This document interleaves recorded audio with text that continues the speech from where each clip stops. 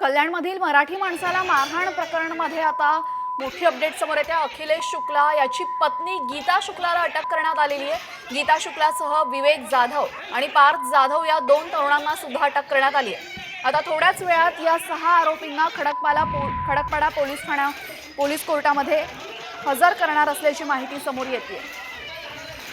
कल्याणमधील मराठी माणसाला मारहाण प्रकरणासंदर्भातली महत्त्वाची अपडेट समोर येते। यावेळेस अखिलेश शुक्ला याची पत्नी गीता शुक्ला हिलाही अटक करण्यात आली आहे। यासोबतच विवेक जाधव आणि पार्थ जाधव या दोन तरुणांना सुद्धा अटक करण्यात आली आणि थोड्याच वेळात 6 आरोपींना खडकपाडा पोलीस कोर्टामध्ये हजर करणार आहे।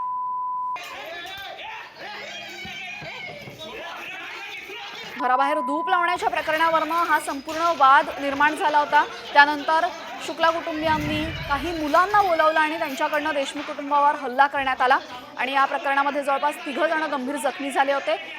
योगीधाम इथल्या अजमेरा या हाय प्रोफाईल सोसायटीमध्ये ही संपूर्ण घटना घडली होती। यानंतर आता अखिलेशची बायको गीता शुक्लाला सुद्धा अटक करण्यात आली आहे।